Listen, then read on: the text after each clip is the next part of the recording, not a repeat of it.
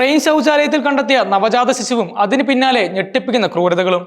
ബീഹാറിൽ നിന്ന് പുറത്തു വന്ന ഹൃദയഭേദകമായ യാഥാർത്ഥ്യം. ഒരു നവജാത ശിശുവിനെ ട്രെയിനിലെ ശൗചാലയത്തിൽ ഉപേക്ഷിക്കപ്പെട്ട നിലയിൽ കണ്ടെത്തിയ സംഭവത്തിൽ നടത്തിയ ആഴത്തിലുള്ള അന്വേഷണം രാജ്യത്തെ ആകെ ഞെട്ടിക്കുന്ന കൊടും ക്രൂരതകളിലേക്കാണ് വെളിച്ചം വീശുന്നത്. സ്വന്തം പിതാവിനാൽ ക്രൂരമായി ലൈംഗിക പീഡനത്തിനിരയായി ഗർഭം ധരിക്കുകയും പിന്നീട് നിസ്സഹായാവസ്ഥയിൽ കുഞ്ഞിനെ ഉപേക്ഷിക്കേണ്ടി വരികയും ചെയ്ത ഒരു പ്രായപൂർത്തിയാകാത്ത പെൺകുട്ടിയുടെ ഹൃദയഭേദകമായ കഥയാണ് ബീഹാറിൽ നിന്നും ഇപ്പോൾ പുറത്തു വരുന്നത്. നിയമപാലകരെയും പൊതുസമൂഹത്തെയും ഒരുപോലെ ഞെട്ടിച്ച ഈ സംഭവം കുടുംബ ബന്ധങ്ങളിലെ വിശ്വാസവഞ്ചനയുടെയും ബാല്യകാല പീഡനങ്ങളുടെയും ഏറ്റവും ഭീകരമായ ചിത്രമാണ് തുറന്നു കാട്ടുന്നത്.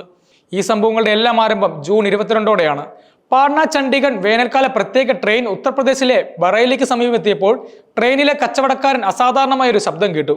ആ നിലവിളി ഒരു കുഞ്ഞിൻ്റെതായിരുന്നു. ശബ്ദം പിന്തുടർന്ന് ട്രെയിനിലെ ഒരു ശൗചാലയത്തിൽ പരിശോധിച്ച് അവർ കണ്ട കാഴ്ച ഏതൊരാളെയും ഞെട്ടിക്കുന്നതായിരുന്നു. ഒരു ബാഗിനുള്ളിൽ തിരികെ വെച്ച നിലയിൽ പൊക്കിൽക്കൊടി പോലും മുറിച്ചു മാറ്റാത്ത ഒരു നവജാത ശിശു. ഉടൻ തന്നെ അവർ ട്രെയിനിലെ ടിക്കറ്റ് പരിശോധകരെ വിവരമറിയിച്ചു.